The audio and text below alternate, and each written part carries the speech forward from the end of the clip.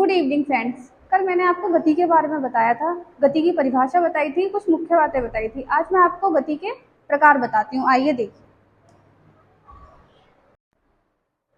ये है गति के प्रकार।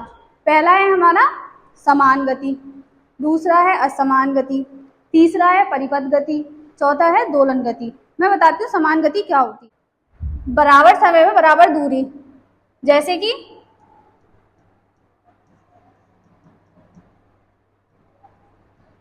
ट्रेन। सपोज करो हमारी एक कार है, ठीक है, 1 घंटे में 10 किलोमीटर चल रही है, तो 2 घंटे में कितनी चलेगी? 20 किलोमीटर, ठीक है। यही हमारी क्या है? समान गति, बराबर समय में बराबर दूरी, ठीक है। आइए दूसरा जानते हैं। असमान गति क्या होती है हमारी?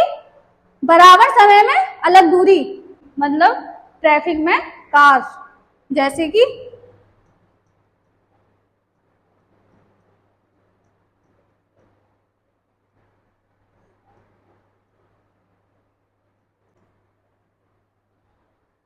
सपोज करो हमारी कार 1 घंटे में 10 किलोमीटर चलती है, वही कार 1 घंटे में 5 किलोमीटर चलती है, तो ये क्या हुआ? हमारी असमान गति हुई, मतलब बराबर समय में अलग दूरी, ठीक है।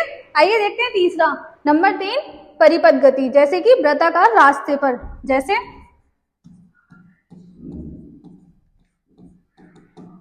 पंखा, पृथ्वी। अच्छा ये बताइए वृत्ताकार क्या है, पता है आपको? वृत्ताकार का मतलब होता है गोल, ठीक है। जैसे मान लो हमारी पृथ्वी है, पृथ्वी के चारों ओर सूर्य घूम रहा है, जैसे कि एक ही दिशा में गोल रास्ते पर घूमना, वही हमारी परिपथ गति कहलाती है, ठीक है। नंबर 4, दोलन गति। दोलन गति मतलब आगे पीछे की गति, जैसे झूला,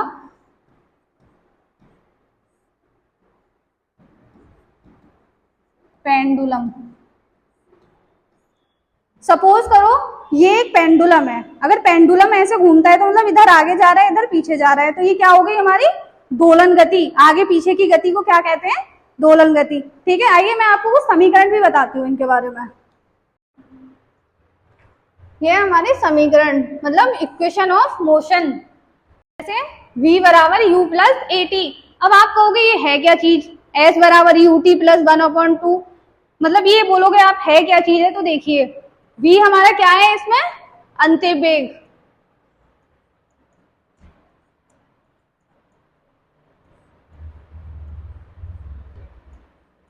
अंतिम वेग, और u हमारा क्या है? प्रारंभिक वेग।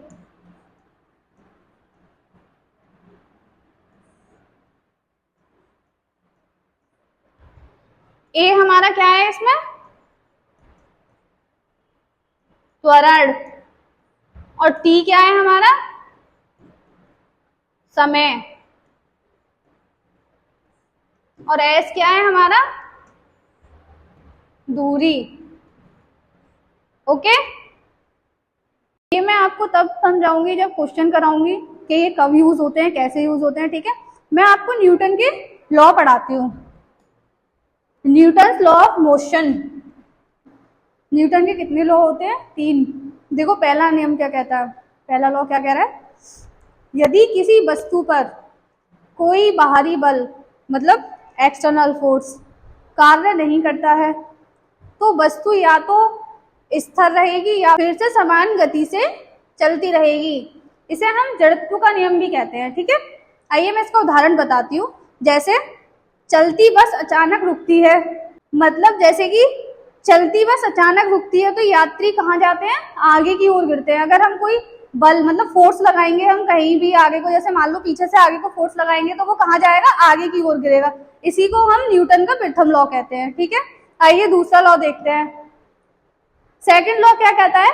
जब किसी वस्तु का त्वरण लगाए गए बल के सीधे अनुपाती होता है और वस्तु का द्रव्यमान के उल्टे अनुपाती होते हैं। जैसे रिक्शा खींचना आसान है, लेकिन ट्रक में धक्का देना मुश्किल है, क्योंकि इसमें सबसे ज्यादा क्या लग रहा है? हमारा मास, मतलब द्रव्यमान लग रहा है, ठीक है। यही हमारा न्यूटन का सेकंड नियम का उदाहरण है। आइए देखते हैं थर्ड थर्ड नियम, जब हर क्रिया के बराबर और विपरीत प्रतिक्रिया होती है तो क्या होता है कि बंदूक चलाने पर पीछे की ओर झटका लगना। अगर हम बंदूक चलाते हैं तो उसकी गोली की स्पीड ज्यादा तेज होती है, तो इसलिए हम उसका फोर्स पीछे को लगाते हैं। तो इसको क्या कहते हैं? बंदूक चलाने पर पीछे की ओर झटका लगना। यही हमारा न्यूटन का तीसरा उदाहरण है। अगर आपको इसमें कुछ समझ में ना आ रहा हो या कुछ जानना हो तो आप मुझे कमेंट बॉक्स में बताइए। इसके डाउट्स मैं आपको अगली वीडियो में क्लियर कर दूंगी, ठीक है। और अगर आपको इसकी पीडीएफ चाहिए तो आप मुझे कमेंट बॉक्स में बताइए, मैं इसका लिंक भी आपको शेयर करा दूंगी। And thank you so much for watching.